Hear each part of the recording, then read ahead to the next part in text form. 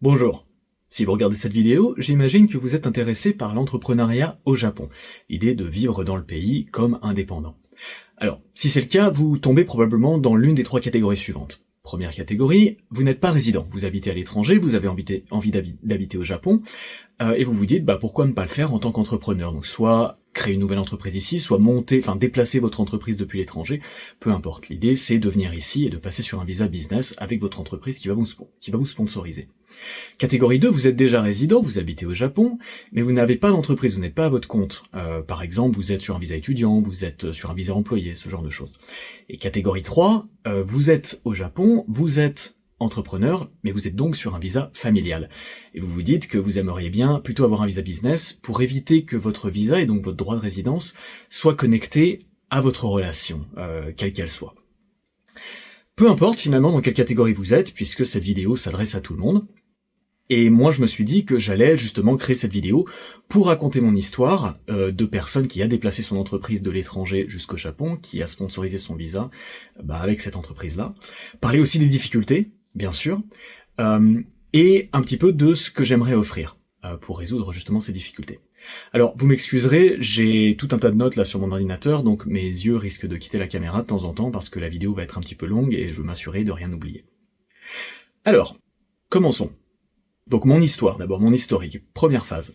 Donc je suis arrivé au Japon en mars 2020, donc vraiment quelques semaines juste avant que Covid vraiment qui ferme les frontières. J'étais donc sur un visa vacances-travail. Alors un visa vacances-travail, si vous n'êtes pas au courant, ça dure 12 mois. Je ne parlais pas vraiment japonais, j'avais appris quelques mots ici et là, bonjour, merci, au revoir, voilà, mais ça s'arrêtait à peu près là, et j'ai décidé en arrivant de toute façon que ce ne serait pas ma priorité, puisque je voulais m'axer beaucoup plus sur monter ma vie sur place, ça veut dire me faire des amis, me faire des contacts, business, etc. Donc bon, je suis arrivé sans parler trop japonais, et j'allais l'apprendre bien sûr, mais j'allais pas aller à l'école, j'allais pas me concentrer dessus, quoi. J'avais donc à cette époque une entreprise en Suède où j'avais habité avant et qui était ce qu'on dit en anglais location independent. Donc je pouvais en fait gérer cette entreprise n'importe où. Et donc je suis arrivé au Japon avec cette structure qui était encore en Suède. C'est ça en fait qui allait me permettre de financer ce visa. J'allais pas trouver du travail sur place, j'allais continuer à faire tourner cette entreprise avec mes clients à l'international, mais en vivant au Japon au lieu de vivre en Suède. En tout cas pendant 12 mois et voir ce que ça donnerait. Donc comme je disais, voilà, 12 mois pour faire tourner tout ça. Et décider de ce que j'allais faire ensuite. Et pour information, ce business, c'est une activité de voix off et de localisation de contenu multimédia, donc traduction, sous-titrage, etc. Et bon, je vais pas m'attarder dessus, mais vous avez plus d'infos sur mon site si ça vous intéresse, pour voir à quoi ça ressemble. C'est une activité qui est justement toujours active. Alors, je suis arrivé, mars, et Covid est arrivé donc quelques semaines après, je crois qu'en avril ils ont fermé les frontières.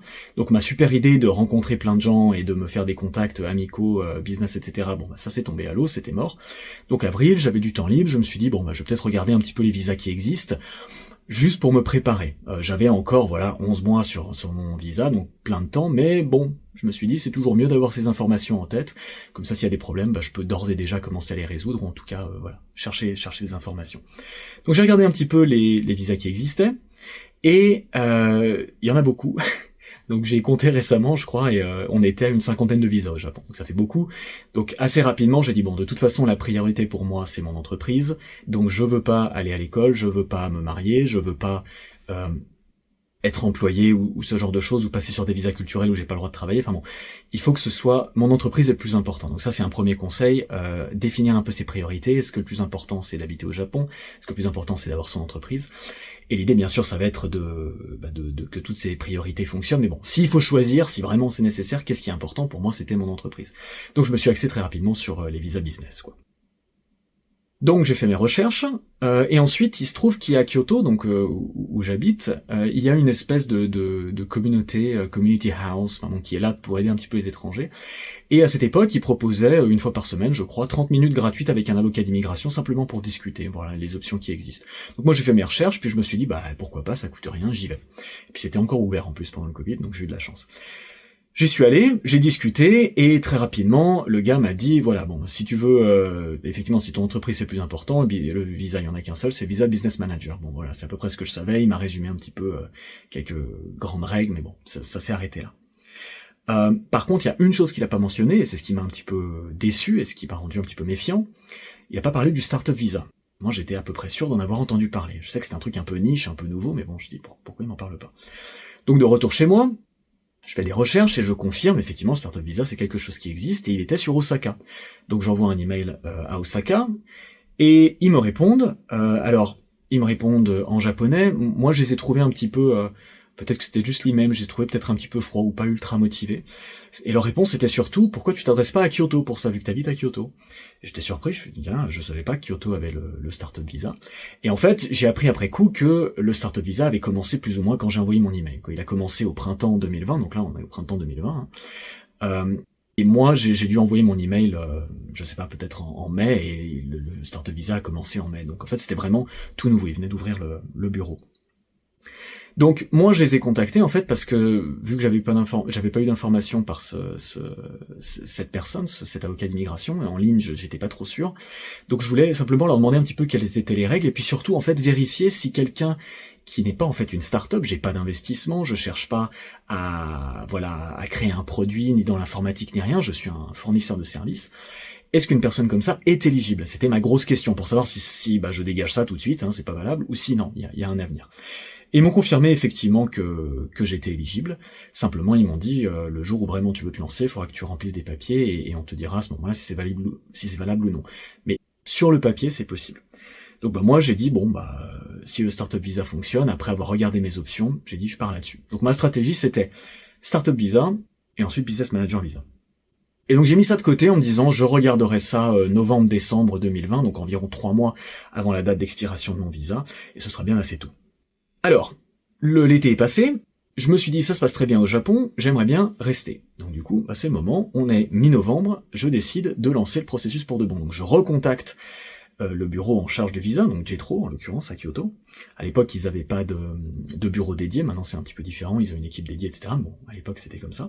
Et donc nous sommes donc mi-novembre 2020, je leur redemande, maintenant j'aimerais lancer le processus, et ils me disent ok d'accord, est-ce que tu peux remplir ces formulaires? Donc ils m'envoient plusieurs, c'était des business plans en fait, des choses comme ça, pour comprendre un petit peu mieux mon business, et me disent t'es pas obligé de tout remplir tout dans les détails, mais voilà, ce serait bien que tu nous parles de ça, pour qu'on puisse évaluer ton idée et voir si en fait elle est éligible, en sachant qu'ils m'avaient dit qu'en tant que fournisseur de services, sur le papier c'était possible.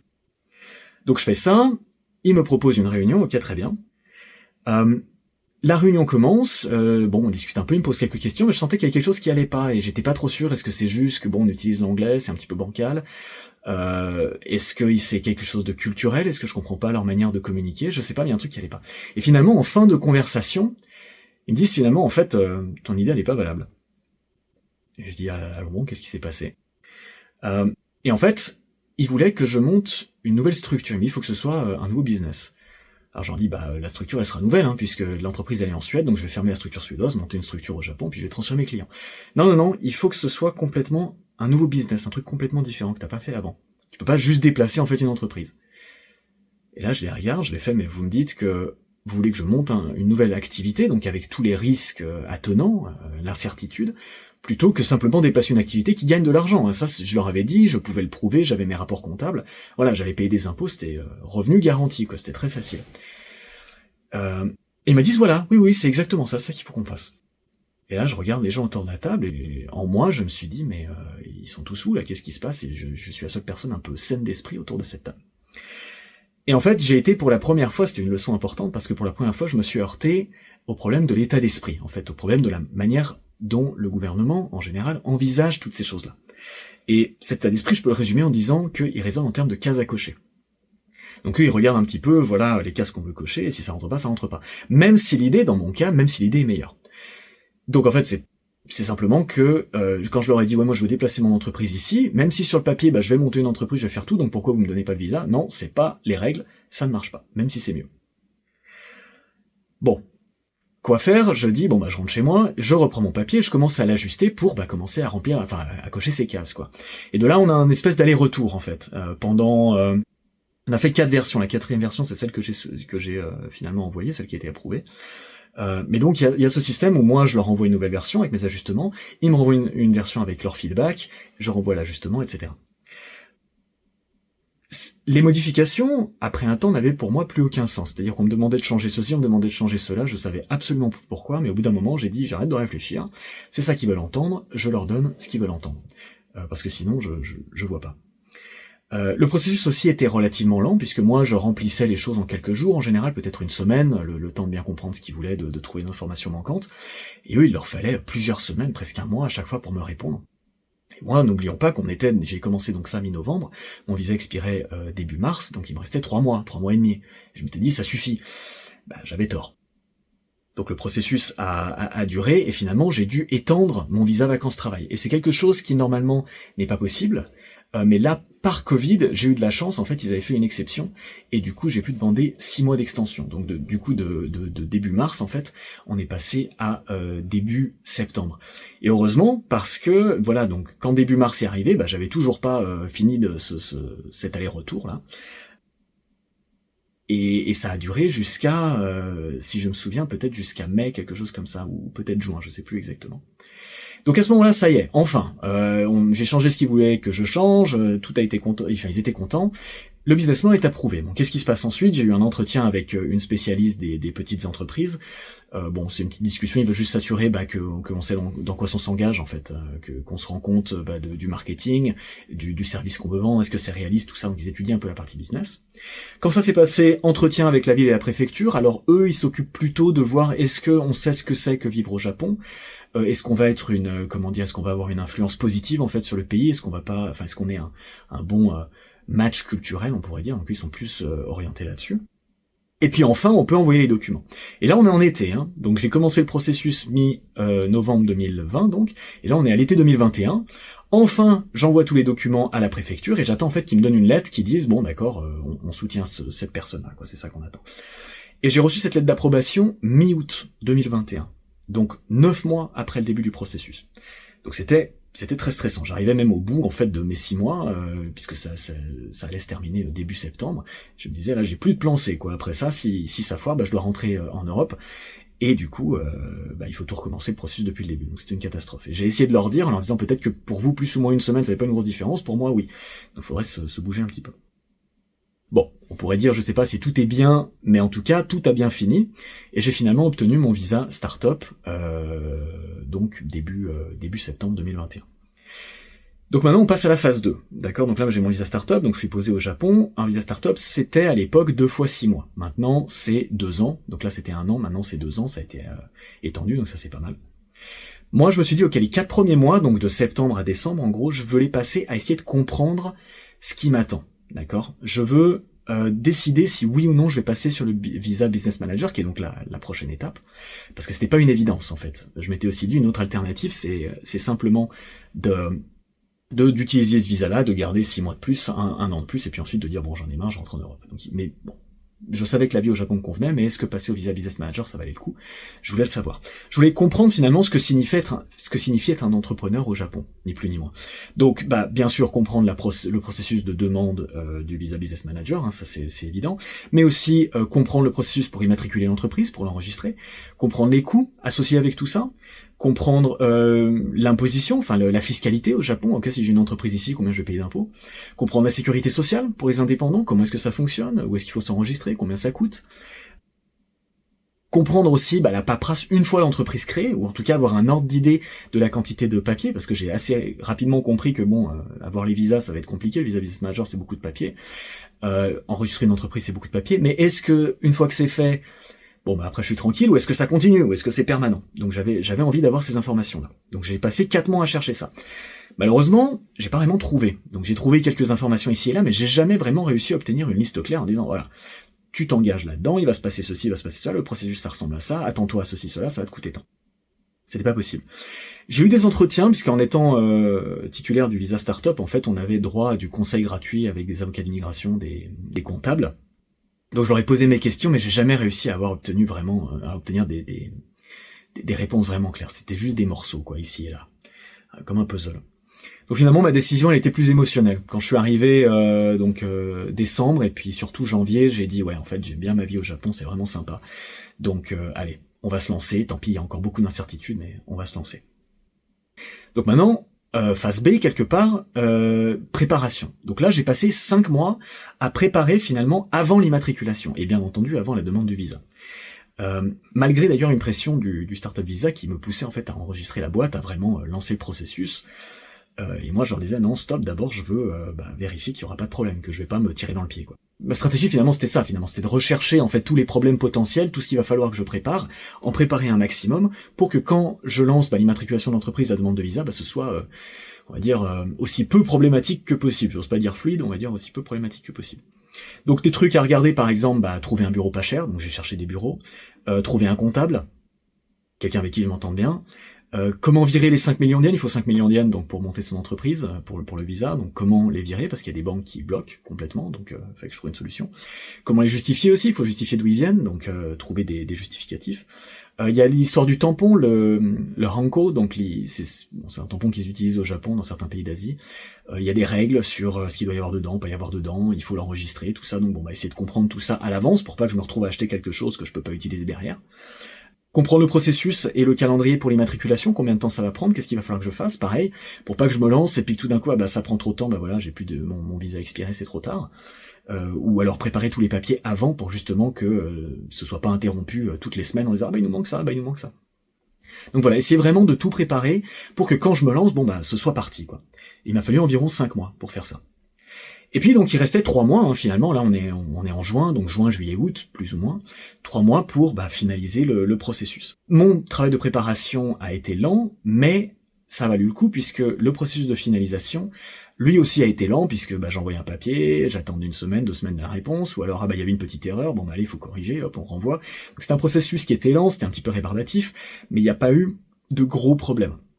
Il n'y a pas eu de choses que j'avais complètement oublié de faire, il n'y a pas eu de grosses catastrophes, donc pas d'accro majeur, on va dire. Donc finalisation, ça veut dire quoi? Ça veut dire immatriculer l'entreprise, donc ça y est, l'enregistrer, la créer, donc je l'ai enregistré le 1er juillet 2022. Enregistrement auprès des impôts aussi, enregistrement d'ailleurs auprès de la Sécu, au passage. Ouverture d'un compte bancaire entreprise, donc ça aussi c'est un peu compliqué, je vais en reparler. Et puis bien sûr dépôt de la demande de visa. Donc j'avais gardé en fait tout ça pour la fin, j'avais bien fait mon plan en disant je vais faire ça en premier, ça en deuxième, ça en troisième. Pour pouvoir faire tout ça, il va falloir que je prépare ABCD, donc j'avais tout préparé, j'étais prêt, j'avais mes tampons, j'avais les certificats qu'il fallait, tout était prêt. Et donc ça s'est bien passé, donc ça valait le coup. Alors, quelles difficultés j'ai rencontrées pendant ce processus? Parce que finalement c'est un petit peu ça qui nous intéresse. Alors, il y en a eu beaucoup. D'abord, la première chose c'est que le Startup Visa est donc lui en anglais, mais par contre, le reste du processus, tout ce qui vient après, en fait, est en japonais. Alors, c'est pas du tout une critique du fait qu'il faille parler japonais pour monter une entreprise ici, parce que on est au Japon, faut parler japonais. Mais c'est plus que c'est un petit peu troublant, perturbant, puisque tout le startup, tout le processus était en anglais. Donc on se dit, voilà, nickel, génial, je vais m'en sortir. Mais par contre, une fois qu'on se met la tête dans comment monter son entreprise et tout, tout est en japonais. Et donc si on n'est pas prêt, ça peut être un petit peu surprenant. Donc il faut s'y attendre, il faut savoir ça. L'autre chose, c'est que le Startup Visa avait 0 impact sur le visa Business Manager. Moi, je m'attendais à ce que, vu que j'avais déjà prouvé, j'avais déjà rédigé un business plan, j'avais déjà prouvé à la ville que j'avais une idée qui était valable, la ville m'avait sponsorisé quand même. Je me suis dit, ça va me permettre peut-être je sais pas, de zapper certaines étapes ou de pas avoir à donner autant de papier. Pas du tout. Peu importe qu'on ait le visa startup ou pas, le processus c'est exactement le même, on fait comme si on n'avait jamais eu ce visa là, quoi. Ça nous donne juste du temps pour être au Japon et pour tout préparer, au lieu de le faire peut-être depuis l'étranger. Mais ça ne simplifie absolument pas le processus. Comme je disais un petit peu plus tôt, j'ai jamais réussi à obtenir un résumé clair du process pour le visa, des coûts que ça engageait, de la paperasse qui viendrait une fois que j'ai monté ma boîte, donc j'ai fait mes recherches, j'ai jamais obtenu ces informations-là. Autre chose peut-être plus grave encore, on pourrait dire, j'ai pas eu des conseils vraiment utiles. En tout cas, pas des sources officielles. Je vais revenir un petit peu comment j'ai trouvé des conseils vraiment utiles, mais c'était pas par les sources officielles. Alors, j'ai quelques exemples en fait un petit peu concrets. Donc la première chose, c'est que les informations étaient très compartimentées ou silotées. C'est-à-dire que quand j'ai eu cet entretien avec le comptable, il parlait de trucs de comptable. Quand j'ai eu un entretien avec un avocat d'immigration, des trucs gratuits que j'ai eu avec le Startup Visa, comme je dis, ils m'ont pas donné les informations que je voulais de toute façon, mais en plus leurs informations, leur orientation était sur un seul élément. Il y en a un qui parlait du visa, l'autre qui parlait de la compta. Et je vais prendre un exemple tout bête, 2 exemples. Le salaire d'abord. Quand on calcule son salaire, il y a une partie comptable, combien d'argent on gagne, s'assurer de pas être dans le rouge, etc.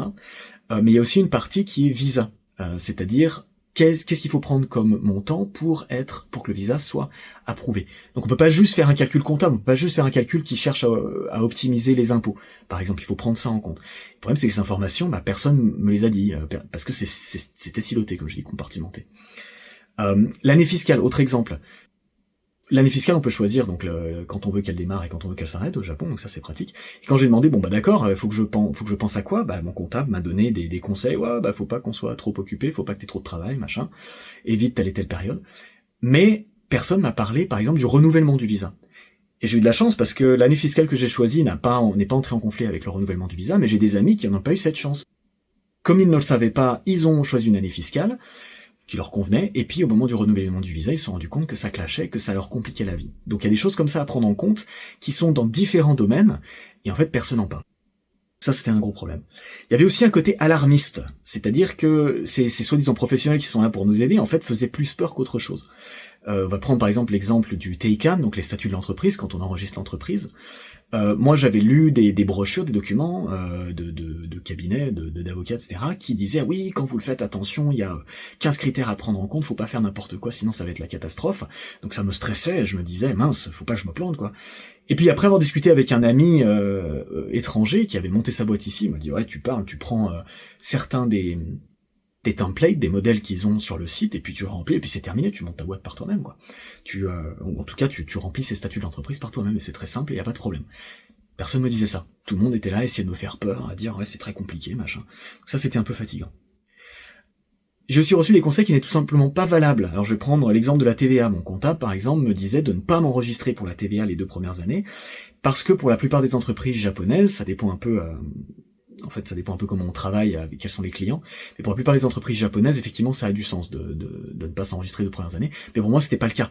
Donc je voulais comprendre le processus pour pouvoir dire non, je veux m'enregistrer pour la TVA. Et il y avait d'autres exemples comme ça, où en fait les conseils qu'on me donnait n'étaient pas valables. Il a fallu que moi je comprenne le pourquoi du comment pour décider non, finalement, c'est ça que je veux faire.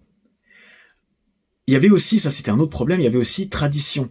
Au Japon, il y a beaucoup de règles ou de choses dans la création d'entreprise, dans la manière dont on gère une entreprise, qui sont juste, on fait ça parce que c'est comme ça, c'est une tradition. C'est pas une loi, c'est pas une règle, c'est juste que les gens font comme ça.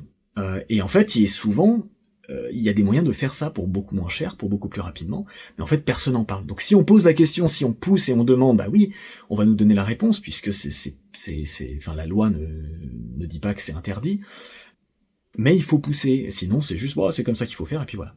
Donc l'exemple évident que je donne toujours, c'est l'exemple des tampons, justement, le Hanko, où habituellement tout le monde va en faire 3, ils vont être super chers, un peu fancy et tout ça. Et en fait, la loi dit qu'il en faut un, et qu'il peut être pas cher du tout, il faut quand même qu'il soit un petit peu de qualité, disons, faut pas qu'il s'abîme, et puis qu'on puisse tamponner correctement, mais c'est tout à fait possible d'avoir quelque chose tout à fait abordable, d'en avoir un seul. Mais ça c'est quelque chose qu'on n'entend jamais, parce que la tradition c'est de pas faire ça. Donc arriver à déterminer en fait qu'est-ce qui est tradition, qu'est-ce qui est règle, ça c'était compliqué. Et aussi on m'a conseillé des options qui n'étaient pas optimales. Alors l'exemple que j'ai en tête c'était la banque. On me proposait de prendre une banque locale, on me disait oui on va te mettre en relation avec une banque locale, ça va être super, tu vas voir. Et quand j'ai creusé un peu, j'ai regardé cette banque, ils me facturent pour imprimer des relevés de compte, c'est quoi ça? Il n'y a pas de service internet, mais qu'est-ce que c'est que ce truc? Leurs frais étaient super élevés. Alors qu'il y a des banques beaucoup moins chères, finalement j'ai opté pour une banque en ligne qui est beaucoup moins chère. Je vais pas dire qu'elle est exceptionnelle, les banques au Japon c'est toujours un peu compliqué, mais en tout cas largement moins pire. J'ai dit mais pourquoi personne me parle de ça, des vraies options optimales, des trucs qui m'intéressent, quoi, au lieu de me donner ce truc qui est quand même pas terrible. Et bon, ça c'est juste un exemple, enfin c'est juste une série d'exemples en fait des problèmes auxquels j'ai fait face. Autre chose, et certains diront que c'est le Japon, point barre, c'est des problèmes inattendus en permanence, qui n'arrêtaient pas d'arriver. Et une liste non exhaustive, par exemple, virer les 5 millions d'yens. Il y a certaines banques, si on envoie 5 millions d'yens de l'étranger, ils bloquent le transfert, et c'est la galère, il faut aller les voir, faut signer des papiers, c'est une catastrophe. Les règles pour le bureau, malgré Covid, c'est-à-dire que le fait que Covid a montré qu'on peut travailler à distance, moi mon business il est à distance, c'est ce que je disais, je l'ai déplacé depuis la Suède, mais non, il faut un bureau old-fashioned, quoi, avec une porte, avec une clé, etc. Donc voilà, des règles comme ça qui n'ont aucun sens. J'ai dû monter un site web pour ma banque, par exemple, il a fallu que je fasse un site web uniquement pour la banque, avec des critères spécifiques qui n'a rien à voir avec mon business, qui n'a rien à voir avec mon vrai site web marketing, on va dire. J'ai créé ça pour que la banque soit contente, qu'ils puissent m'ouvrir mon compte. Voilà, des problèmes comme ça qui n'ont aucun sens. Il y a certains services en ligne qui sont fermés la nuit et le week-end.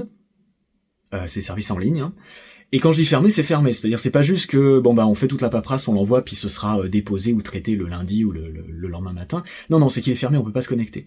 Donc on finit sa journée au travail, on rentre en se disant, maintenant, il faut que je remplisse tel papier. Non, c'est pas possible, parce que le service en ligne est fermé, donc faut attendre demain matin. Très frustrant. Il y a aussi cette histoire du plein de formulaires qui demandent d'écrire le nom exactement comme c'est sur votre carte de résidence, sur votre carte d'identité, il faut que ce soit écrit pareil. Sauf que quand on fait ça, soit on se heurte au fait qu'il faut l'écrire en katakana, alors que nous, il est écrit en romaji, en caractère romain, quoi. Non, il faut l'écrire en katakana, donc déjà c'est pas la même chose, c'était le problème avec le Teikan par exemple, donc du coup il faut tout corriger. Ou alors que notre nom est trop long, ça c'est classique, on essaie d'entrer les données dans un formulaire en ligne, on nous dit il faut que ce soit exactement écrit pareil, et on arrive à 20 caractères et ça bloque, ça fait non votre nom est trop long, il fait 25 caractères par exemple, je sais pas. Votre nom est trop long. Bon qu'est-ce qu'on fait? Du coup il peut pas être écrit comme sur la carte d'identité, quoi. Le processus d'immatriculation en ligne aussi, celui-là c'est un exemple que j'aime bien donner, je me dis ça suffit là, la paperasse j'en ai marre, je peux le faire en ligne, je vais enregistrer mon entreprise en ligne, allez c'est parti, motivé. Je fais tout, alors j'ai dû installer un logiciel qui a rappelé Windows 98, enfin bon c'était une catastrophe, tout en japonais bien sûr, très difficile à traduire, tout écrit en petit, tout, enfin bon, très compliqué. Je m'en sors, j'arrive, j'ai tous les papiers, je me dis comment j'envoie ça? Et là j'ai un petit message qui me dit, super, maintenant vous pouvez imprimer ça, et puis passer et le déposer au bureau. Donc en fait j'aurais tôt fait d'imprimer les formulaires et de simplement les déposer. Voilà, super système en ligne. Donc voilà, tout ça c'est des exemples de problèmes, de trucs qui pop, qui arrivent, et on se dit mais pourquoi? Ça n'a aucun sens, quoi. Et c'est très frustrant. Autre chose aussi que j'ai remarqué, toujours dans les difficultés, c'est qu'on s'attendait en fait à ce que je sous-traite le processus. On était un peu surpris quand je dis non, mais je vais le faire moi-même. On s'attendait à ce que je passe par ce qu'ils appellent judicial scrivener, des avocats d'immigration, des gens comme ça, qui allaient le faire pour moi. Et moi en fait j'avais un petit problème avec ça. Ma philosophie, alors tout le monde n'est pas d'accord, effectivement on peut gagner du temps, j'en reparlerai, il y a certains avantages à sous-traiter, mais moi ma philosophie c'était pourquoi est-ce que je devrais payer pour monter une entreprise, créer de la valeur et payer des impôts au Japon? Si quelqu'un doit payer, ce serait à vous de me payer. Voilà, c'est comme ça que je voyais la chose, donc j'avais un problème un peu éthique et moral avec ça. Je me dis non, c'est hors de question, c'est moi qui vais monter ça, ça devrait pas être compliqué de monter une entreprise. Ce qui devrait être difficile, c'est la gestion de l'entreprise, quoi. Donc voilà. Alors, comment j'ai résolu tout ça? Résolution, c'est ce qui nous intéresse quand même. D'abord, j'avais des amis japonais. Et j'avais des amis étrangers, et tout le monde était des entrepreneurs, d'accord. Donc c'est ce que je disais un peu plus tôt, j'ai commencé à compter sur eux. Je leur ai demandé comment toi t'as monté ta boîte, comment t'as fait ceci, comment t'as fait cela, est-ce que cette règle-là c'est une vraie règle ou pas, plutôt que les sources officielles, pour éviter ce côté, comme je disais, tradition versus règle, vraiment avoir des gens très pragmatiques qui me disent voilà, ça tu peux le faire, ça marche, je l'ai fait, c'est pas cher, etc. Très très utile. J'ai aussi commencé à cross-référencer les infos glanées, donc ça pour ceux qui ont fait un peu des recherches, maintenant avec l'IA on trouve des infos. Moi j'ai regardé beaucoup d'articles de blog, comme je dis, les entretiens gratuits, discuter avec des gens, essayer de récupérer les informations à droite à gauche, puis essayer de me faire un petit peu mon idée. Toutes les informations sont pas fiables, si vous avez fait des recherches en ligne, vous le savez déjà, je vous apprends rien de neuf, en plus les informations changent, mais bon, ça permettait au moins éventuellement d'avoir un ordre d'idée des problèmes à venir, d'avoir un ordre d'idée peut-être des questions à poser. En disant ok il y a ça, peut-être un idée des étapes, même si c'était pas tout à fait à jour, bon, c'était mieux que rien, quoi. J'ai aussi un moment, voyant que j'arrivais pas à avoir donc les informations claires et à long terme, j'ai dit écoute, on va laisser les problèmes se présenter, et puis on va espérer que quand ils arriveront, ce sera pas la catastrophe et que je pourrai les résoudre. Donc c'était très stressant, en fait, il y avait beaucoup d'incertitudes, puisque je me lançais dans des choses en disant voilà, j'arrive pas à savoir si ça c'est problématique ou pas, donc on va le faire, puis on va voir ce qui se passe.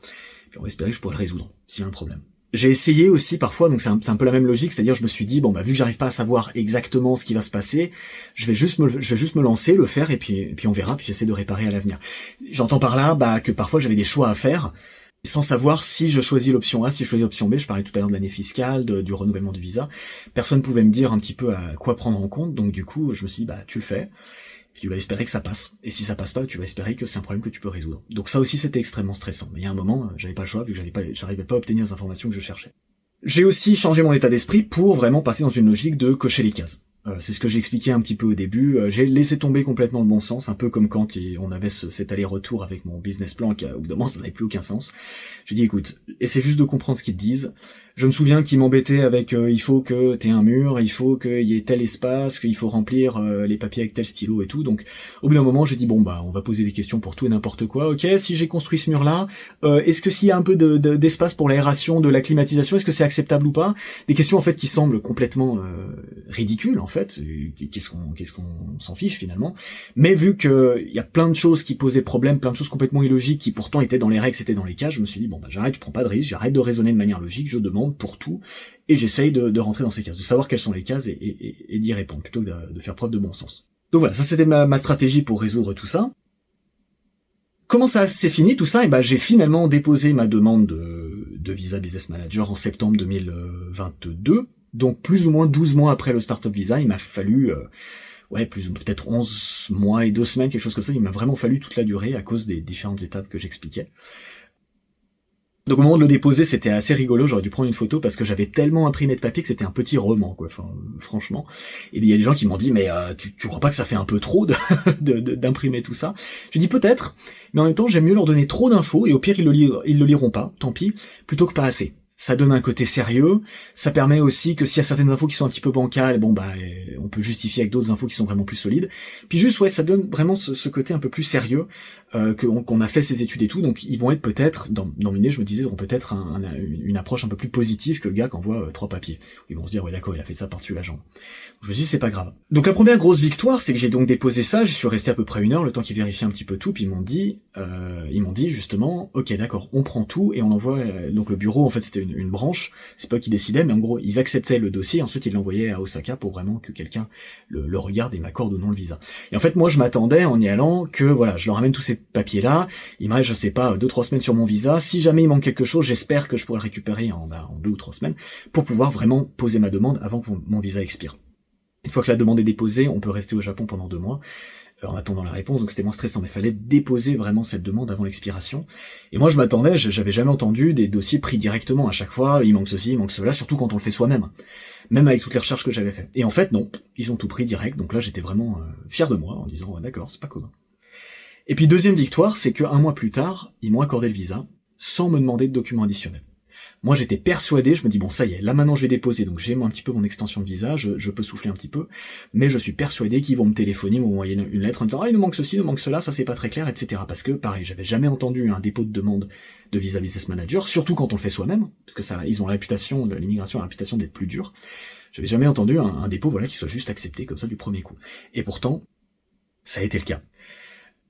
Donc bon, gros soulagement, comme vous pouvez l'imaginer, après une telle galère, le fait que j'ai réussi tout du premier coup qui m'a été accordé, c'était formidable. Alors, phase 3. Donc ça y est, maintenant je suis passé sur le visa business manager. Qu'est-ce qui s'est passé? L'aventure n'est pas finie. Le visa était d'1 an, d'accord? Ça c'est classique. Après 1 an, renouvellement. Renouvellement, pareil, je me dis non, mais je vais le faire moi-même. Beaucoup plus facile. Absolument pas comparable. J'ai dû faire un peu de recherche, j'ai dû trouver la liste un petit peu, bon, mais rien à voir quoi. C'était pas du comparable, beaucoup plus facile. Donc j'ai fait ça par moi-même. Ils m'ont redonné 1 an. Je m'y attendais, parce que c'est souvent comme ça, 1 an. Et j'ai refait le renouvellement donc en septembre 2024. Cette fois ils m'ont donné 3 ans, d'accord. Et ce qu'il faut savoir, c'est que 3 ans, c'est à peu près le maximum. Techniquement, c'est 5 ans, mais c'est bon. Sans avoir une très grosse entreprise avec plein de bureaux et tout, c'est très compliqué d'avoir 5 ans, et en général, ils donnent pas 5 ans avant d'avoir eu 3 ans, de toute façon. Donc 3 ans, c'est un peu le maximum. Et je l'ai eu, de ce que je comprends, le plus rapidement possible. C'est-à-dire que j'ai fait 1 an, 3 ans. Et ça aussi, c'était un accomplissement, parce que la plupart des gens qui ont business manager sont coincés sur 1 an. 1 an, et ça n'en finit pas. Ce qui met aussi en péril la résidence permanente, donc c'est très stressant. Et moi, j'ai eu 3 ans. Donc là, très fier de moi, pareil, en ayant fait tout le processus par moi-même. Alors, ce qui est important aussi, dans les conclusions que je tire, dans ce que j'ai appris, c'est que j'ai de moins en moins de problèmes. D'accord? Donc, il y a plein de choses qu'on met en place qu'une seule fois. Genre, le compte en banque, on ouvre un compte en banque qu'une seule fois. L'immatriculation de l'entreprise, on ne le fait qu'une seule fois aussi. Donc, il y a plein de choses comme ça qu'on fait qu'une seule fois. Ce qui fait que c'est beaucoup plus simple derrière. Il y a de la paperasse, des choses comme ça, mais bon. Au bout d'un moment, on a vu un petit peu, moi je considère que j'ai vu, je pense, tous les processus un petit peu récurrents. Ils reviennent tous les ans. Voilà, je pense que j'ai fait à peu près le tour, j'espère en tout cas. Mais je m'attends pas à des grosses surprises, des trucs, mais qu'est-ce que c'est que ça? Si j'embauche quelqu'un, bon, il va y avoir des choses à ce niveau-là que j'ai pas expérimenté, d'accord?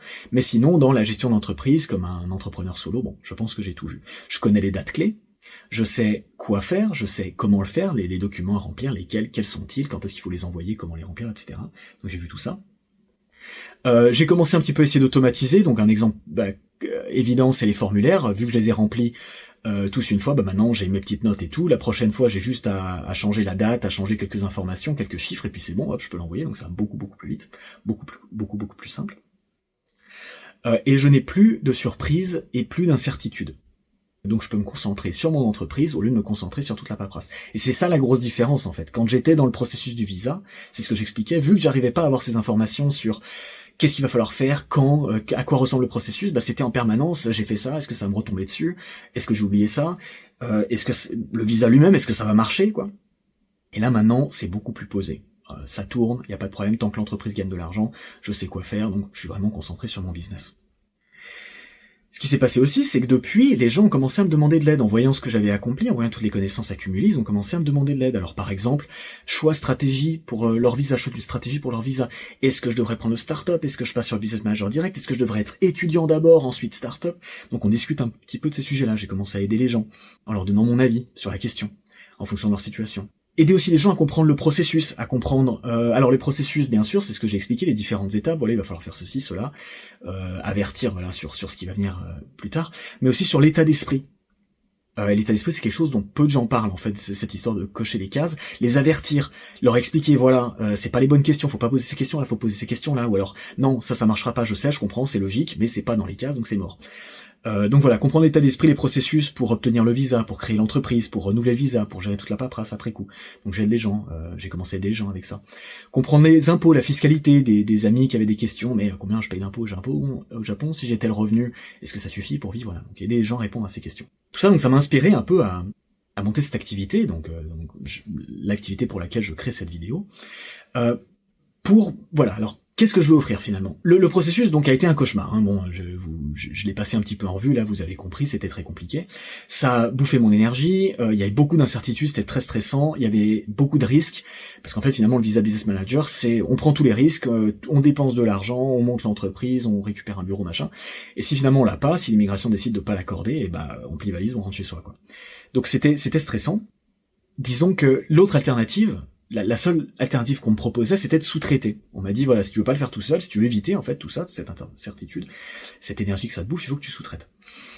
Problème pour moi, comme je disais, c'est que payer pour avoir l'honneur de payer des impôts au Japon ou de créer de la valeur au Japon, ça allait pas, quoi. C'était jamais un conflit, on va dire émotionnel, quelque part, ou moral, je sais pas. Je me retrouvais aussi à payer pour des choses qui, en fait, n'étaient pas difficiles, mais c'est juste qu'elles étaient gardées obscures volontairement. Donc les informations étaient pas présentes, on essayait de les camoufler ou de nous faire peur, alors qu'en fait c'était pas compliqué, donc ça m'embête, j'avais pas envie de payer pour ça, je voyais pas pourquoi. Aussi payer pour des trucs qui en fait étaient inutiles pour moi, pour mon business, ou alors des conseils qui ne s'appliquent pas, ou des choses que je pouvais faire mieux. Je parlais de la banque, c'est quelque chose que je peux faire plus vite, plus rapidement, pour moins cher. Je disais pourquoi est-ce que je peux payer pour un service en fait qui est sous-optimal finalement. Donc je parlais de la banque, ouais, le tampon, voilà, c'est des exemples typiques. Donc je me disais, je vois pas l'intérêt de sous-traiter pour ça. Et puis de toute façon, même si j'avais sous-traité, ça résout pas tous les problèmes. Par exemple, l'idée de trouver le bureau, il va falloir trouver le bureau de toute façon. Hein. Sous-traiter la création de l'entreprise ou la demande de visa, ça réglera pas la question. Donc ça pouvait pas tout régler. Donc moi, qu'est-ce que je proposais? Donc j'ai fait tout seul, il y avait ces histoires sous-traitance, ça me plaisait pas. Moi, en fait, j'aimerais proposer l'aide que j'aurais aimé avoir à l'époque. Donc, l'aide de quelqu'un qui a traversé ça. C'est-à-dire, comme je viens de l'expliquer, j'ai traversé tout ça. Je sais ce que c'est. Non pas l'aide de professionnels ou de gens qui connaissent les papiers et tout ça, mais de quelqu'un qui vraiment l'a fait. Quelqu'un aussi qui parle de l'état d'esprit. C'est ce que je disais un petit peu plus tôt. Pas juste des processus. Quelqu'un qui explique comment réfléchir. Quelqu'un qui aide à poser les bonnes questions. Comme ça, même si on décide de sous-traiter un petit peu quand même, au moins on va poser les bonnes questions. On saura sur quoi s'orienter.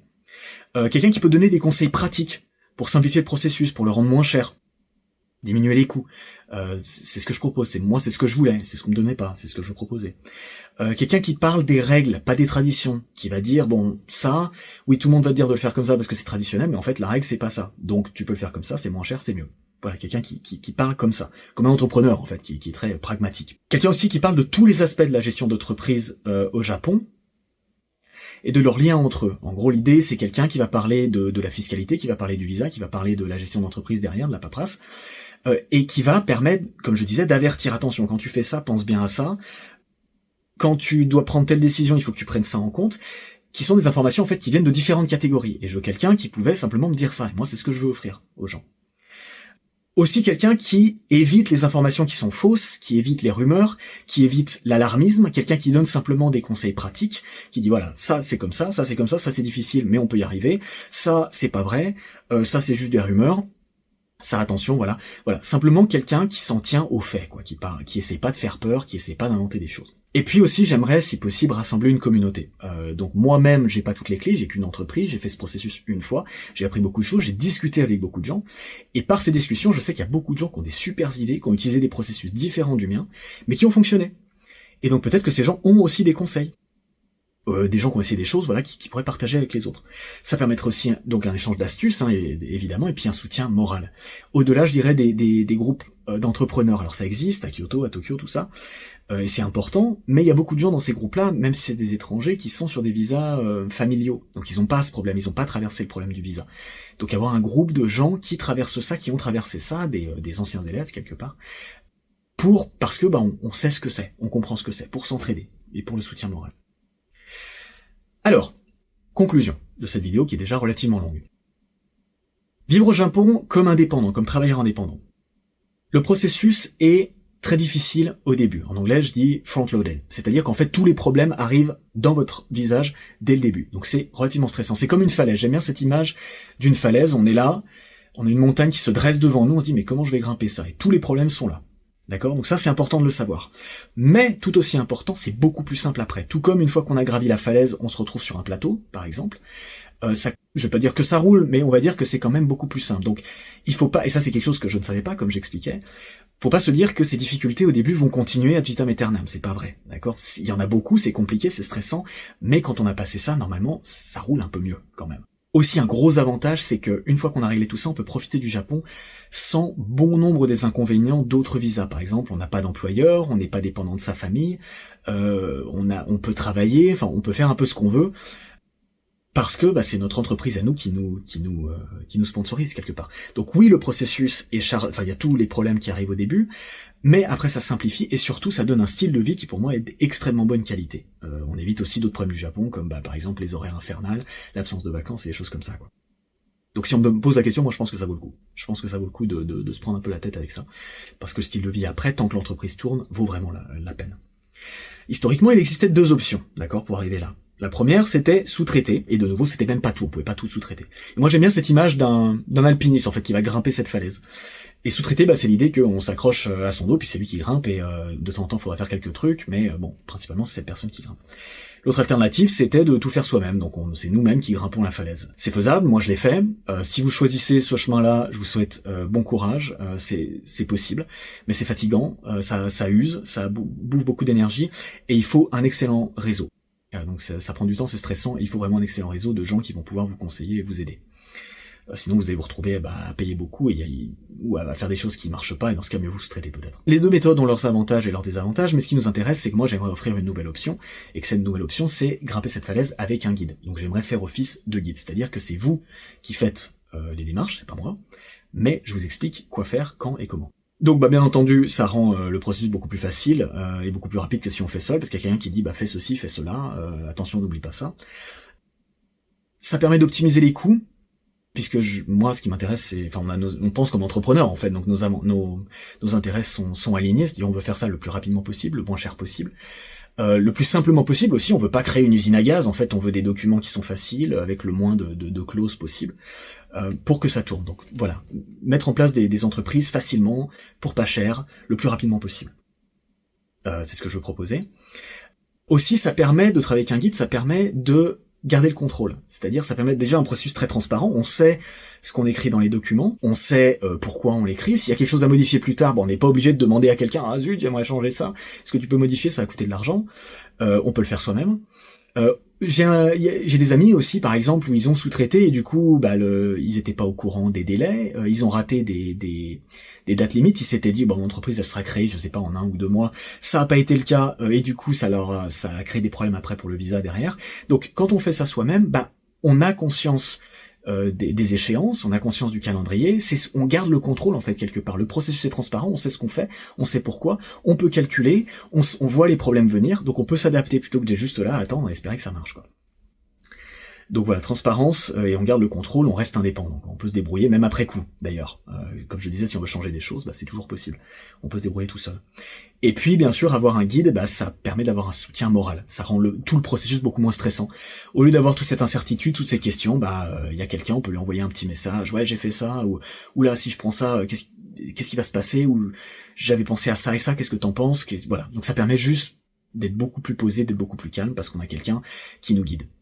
Tout en gardant le contrôle, tout en gardant cette transparence. Alors, si ça vous intéresse, donc ça c'est l'offre, c'est ce que j'aimerais offrir, c'est cette troisième façon de faire les choses.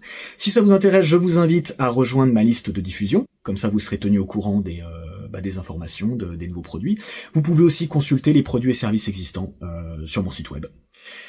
Et moi je vais vous dire merci d'avoir regardé cette vidéo, et puis en espérant peut-être pouvoir travailler ensemble.